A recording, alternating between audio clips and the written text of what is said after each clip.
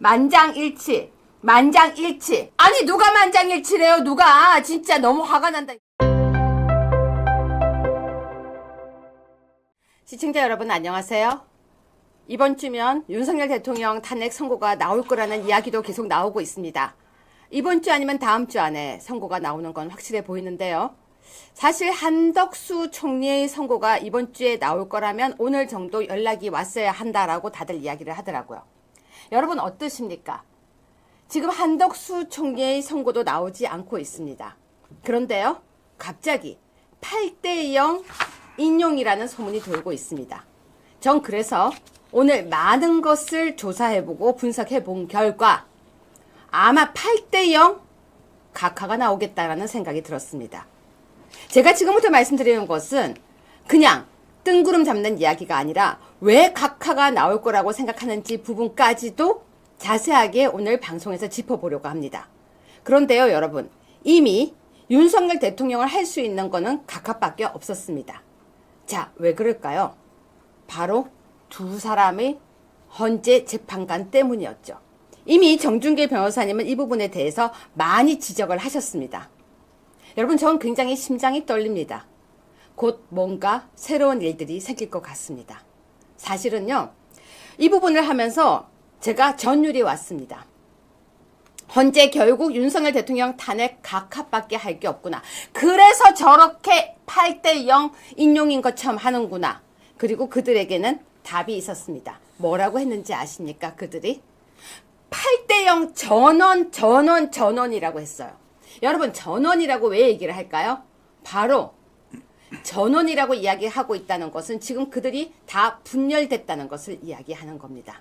여러분이 신뢰하고 믿는 아투TV에서는요, 유여의 적반하장에서 오늘 여러분들께 정확한 분석을 보여드리겠습니다.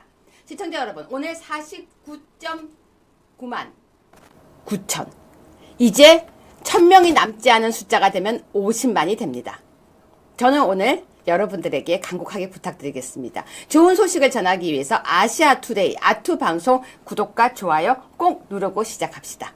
법무법인회 정준계 변호사님 모시고 오늘 좋은 소식 함께 하겠습니다. 안녕하세요. 네, 반갑습니다. 우리 네. 아투, 우리 적반하장, 또 아투 유튜브 방송, 좋아요, 구독 많이 좀 눌러주십시오. 네, 정준계 변호사님. 네. 근데 제가 단도직입적으로 물어보겠습니다. 네. 정준계 변호사님이 최초로 먼저 이 이야기를 시작했습니다. 일단 두 명의 재판관은 잘못된 것이다. 두 번의 그렇죠. 재판관은 자, 여러분 이거 기억하셔야 됩니다. 정준계 변호사님이 이야기하셨습니다. 처음에. 그 부분 한 번만 더 얘기해 주세요. 맨 처음에 세상을 향해 이야기할 때는 사람들이 이제 무슨 말인지 잘 못 알아듣는 경우들이 많죠. 그리고 또 엉뚱한 소리 한다라고 또 지적을 받는 경우들도 있습니다. 하지만 저는 우리 유채구랑 상의를 해서 제 나름대로 이것이 진실이고 이것이 옳은 길이라고 생각해서 여러 차례 이제 처음부터 이야기를 해왔는데 많은 사람들이 이제 비로소 이 얘기들을 깨닫고 그리고 이제 동조하기 시작을 했습니다. 내용의 핵심은 뭐냐? 현재 윤석열 대통령 지금 탄핵 재판을 진행하고 있는 재판관이 몇 명입니까? 8명이죠. 그런데 그 8명 중에 2명은 헌법재판관으로서 재판을 할 자격이 없습니다. 아니 무슨 말이냐. 최상목이 임명을 했는데 마음에 들던 마음에 안 들던 임명을 했는데 왜 그 사람들이 재판을 받을 자격이 없느냐. 그것은 간단하죠. 최상목이가 대통령 권한 대행이 아니기 때문입니다. 아니 무슨 말이야. 최상목이가 권한 대행의 대행 뭐 이런 얘기까지 들었지 않습니까? 그런데 분명히 말씀드립니다. 대행의 대행이라는 것은 없고요. 이게 무슨 말이냐면 한덕수 총리가 한덕수 총리로서 국무총리의 권한도 행사하고 대통령 권한 대행의 권한도 같이 행사를 하고 있었는데 국회에서 탄핵 소추를 하면서 국회 국무총리로서의 권한은 탄핵 소추가 됐지만 어떻게 보면 그 대통령 권한 대행으로서의 그 어떤 권한은 탄핵 소추가 되지 않았어요. 그래서 현재 대법원에서 각하 결정이 날 걸로 예상을 합니다. 각하 결정이 된다는 것이 가지는 의미는 뭡니까? 한덕수 총리는 탄핵 소추 사유가 해당되지 않아서 대통령 권한 대행으로서의 한덕수 총리는 탄핵 소추가 된 적이 없는 거예요. 자, 그러면 헌법재판관을 임명할 권한은 누구한테 있어요? 한덕수 총리에게 있는 거죠. 한덕수에게 있는데 그거를 뭡니까? 최상목이 자기가 권한이 있는 줄 알고 잘못 임명을 한 거죠. 그러면 잘못 알고 임명을 했다고 두 명의 헌법재판관이 자격이 생깁니까? 그건 절대 아니죠. 결국은 지금까지 진행되어 온 윤석열 대통령에 대한 헌법재판은 두 명의 자격이 없는 어떤 헌법재판관이 함께 진행한 재판이기 때문에 뭡니까? 무효인 것이죠. 자, 시청자 여러분 지금 방금 설명드린 거 이해가 가셨습니까? 우리 한번 오늘 댓글로서 구호 한번 할까요? 윤석열 대통령 각하라고요. 지금 왜 각하라고 하는지 거기에 대한 설명을 정준길 변호사님이 하셨는데 아마 어렵다고 생각하시는 분들도 계셨을 겁니다. 이야기가 너무 길어지니까 이게 무슨 내용이지? 이게 듣기가 너무 어렵다 하셨을 건데 짧게 간단하게 설명을 드리자면요. 윤석열 대통령은 지금 건재에서 기각이냐 인용이냐 할 처지가 못 됩니다. 왜냐면은 사실은요. 각하가 맞는 거예요. 그 이유가 무엇이냐? 바로 한덕수 총리에게 답이 있었습니다. 최상목이 임명한 두 사람은 과연 그 자격이 있는가라는 부분이죠. 자, 그렇다면 여러분 지금요 헌재가 어떤 입장을 보이고 있는 줄 아세요? 왜 갑자기 8대0, 8대0, 8대0이라고 하면서요 계속 내용이 아주 웃깁니다. 전원일치 그렇게 나와요. 왜 전원일치라고 할까요? 다 같이 똘똘 뭉치지 않으면 살아남지 못한다고 생각하던 거죠. 자, 그런데 1번 뉴스 한번 보여드릴게요. 굉장히 의미 있는 뉴스가 나왔습니다. 독일 ARD는요, 독일의 굉장히 유력한 방송 매체인데요. 헌재 불공정성 지적, 본지 여론조사 인용. 자, 정준길 변호사님 소개 좀 해주세요. 여기서 말하는 본지라 하면 아시아투데이를 말하는 겁니다. ARD는 독일의 대표적인 공영방송 중에 하나인데 그 공영방송인 ARD에서 대통령 탄핵 국면에서 한국이 직면한 정치 위기에 관한 설명을 하면서 아시아투데이의 보도 내용을 이렇게 인용을 했습니다. 근데 내용의 핵심은 뭐냐? 헌법재판소의 윤석열 대통령에 대한 탄핵 심판 과정이 공정했냐, 공정하지 않았냐라는 어떤 여론조사 결과인데요. 그 여론조사 결과에 따르면 자그마치 47%가 헌재의 탄핵 심판 절차와 처리 과정이 불공정하다 이렇게 대답을 했다라고 합니다. 그래서 그러한 내용들을 인용을 하면서 특히 뭘 지적하냐면 이거예요. 보세요. 너무 상식적인 말인데 들어보십시오. 일반적으로 판결이 선고될 때까지 그 누구도 결과를 예측할 수 없어야 공정한 판결 요건 중에 하나이다. 여러분 동의하십니까? 판사가요. 어떤 결론을 내릴지 몰라야 돼요. 그런데 한국의 헌재의 탄핵 절차는 이미 판결이 내려진 것처럼 진행되고 있을 뿐만 아니라 뭡니까? 특히 몇몇 사람들은 무조건 탄핵 기각, 그렇죠? 하늘이 두 조각 나고 해가 서쪽에서 떠도 탄핵 기각할 사람이라는 게 너무나도 명백하지 않습니까? 그죠? 그렇기 때문에 이거는 공정한 재판이라고 할 수 없다라고 일갈하고 있습니다. 여러분 이게 무엇을 의미하는지 아십니까? 지금 이 기사 제일 위에 보여드리겠습니다. 바로 독일 ARD라고 하는 독일 공영방송 이름인데요.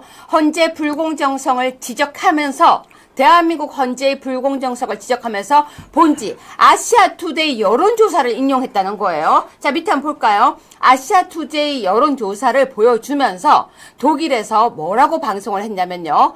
자, 헌재가 불공정하게 하고 있다라고 한다. 그런데 이유가 뭐냐? 어째 헌재가 지금 재판을 하고 있는데 결과를 미리 생각을 하냔 말이야. 판결이 미리 내려진 것처럼 이야기하고 있는 거 이거 굉장히 잘못된 거 아니야? 라고 하는 내용이었습니다. 제가 원문 다 보고 왔고요. 원문은 사실 아주 좀 더 세게 써져 있었어요. 이렇게 부드럽게 안 돼 있고요.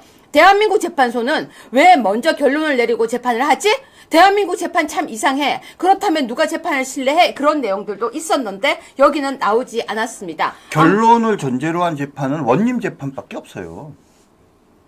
네, 그렇습니다. 그렇기 때문에 여러분 지금 현재 독일에서도 이런 내용이 나오고 있는데요. 자, 지금요, 여러분 민주당이요. 얼마나 밀리고 있는지 보여드리겠습니다. 이번 뉴스입니다. 오늘 과방위에서 여야 내란에 대한 공방이 있었는데 같은 논리면 이재명은 법카 유용범이야. 법카 유용범 이렇게 얘기를 했대요. 3번 뉴스입니다. 이재명 대표는 대북 불법 송금범이고 이준숙이 뭐라고 했냐면요. 대북 불법 송금범이야 라고 얘기를 했대요.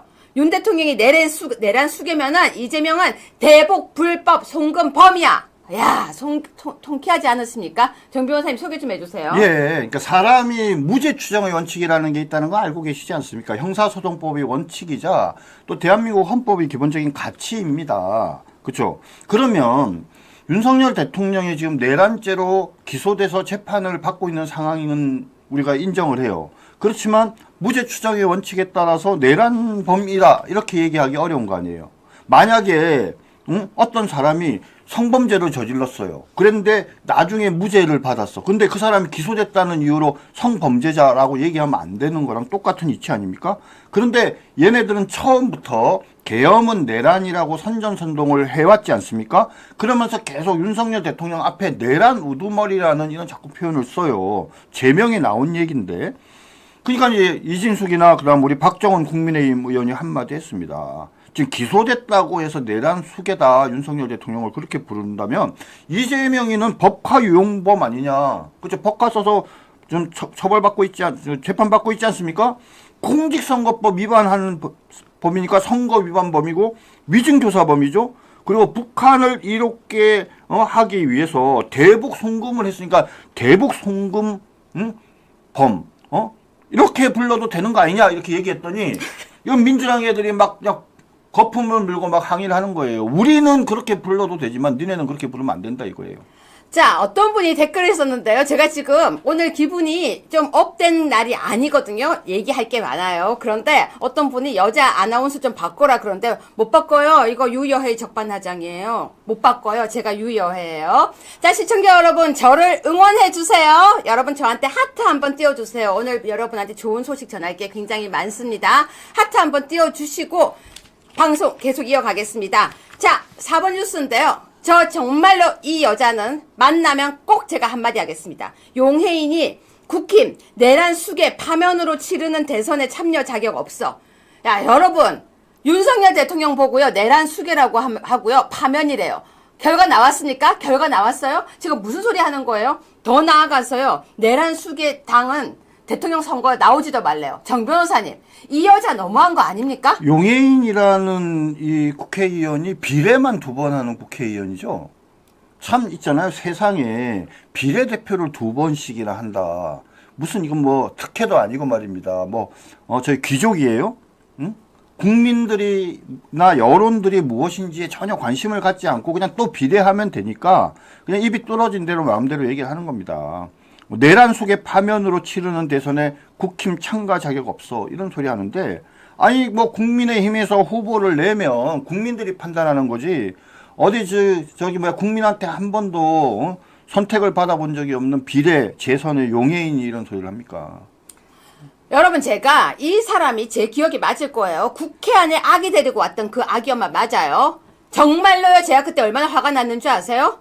자기 아기가 소중하다고 국회 안에 데리고 가요? 이러면 안 돼요. 그래서 PD님 혹시 확인 좀 해주세요. 용해인 아기 데리고 간 사람 맞는지.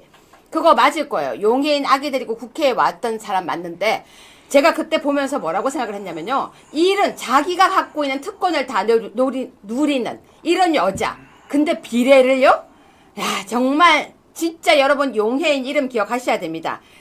용해인 국회 아기 혹시 검색해서 나오면 뭐지? 꿍이님 어제도 슈퍼챗 주셨던 그분 맞으시죠? 감사합니다.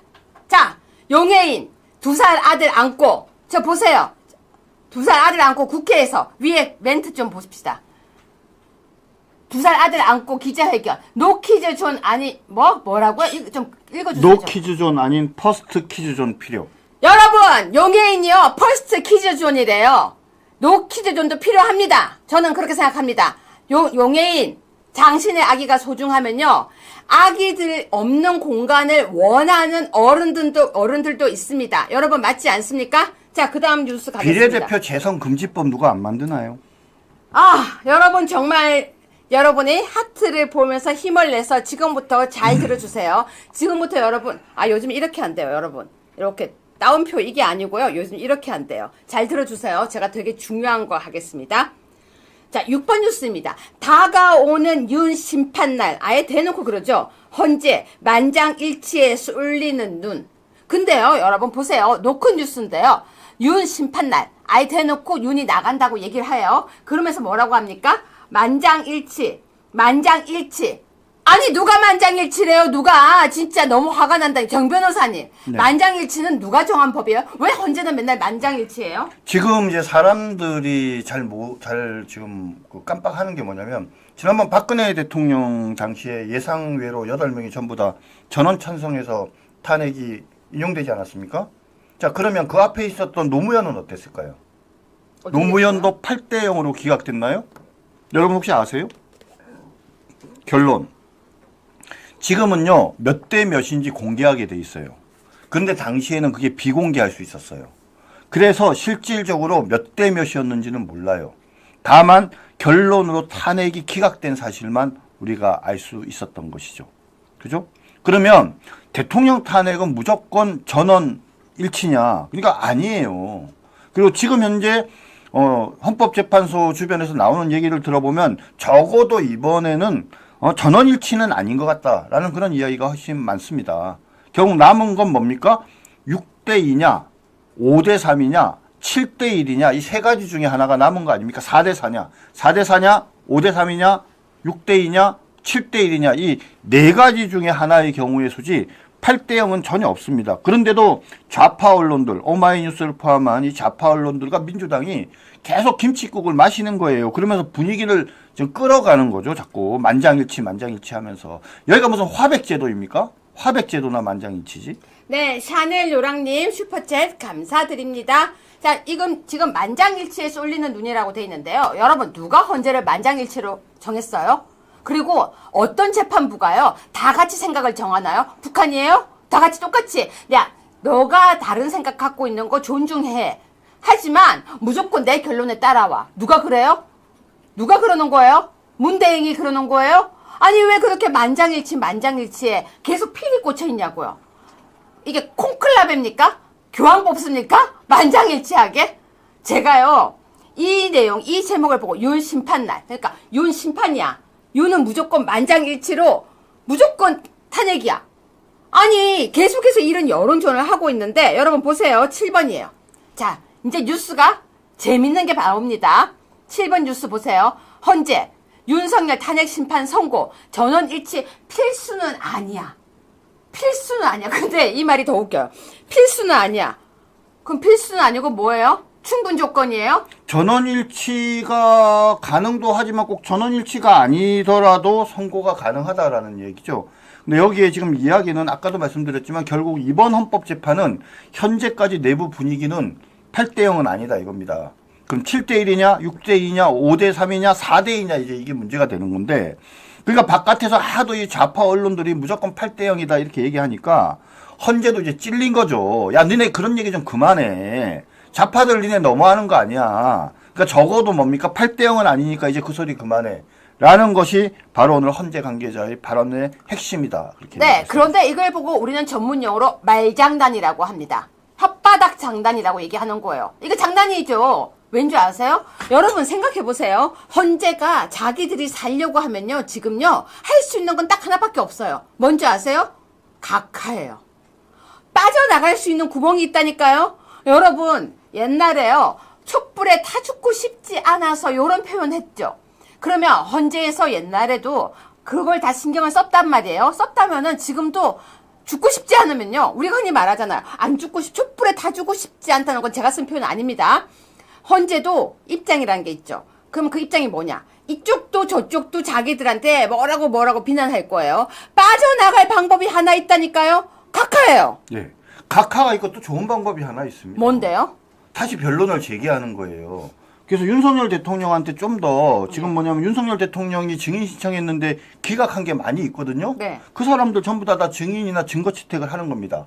그러면서 시간을 좀 끄는 거예요. 네. 4월 18일을 지나는 겁니다. 그러면은 문영배랑 이미선이가 해방될 수 있잖아요. 그죠? 아니 근데요. 그때까지는 대통령이 본자리에 못 돌아오잖아요.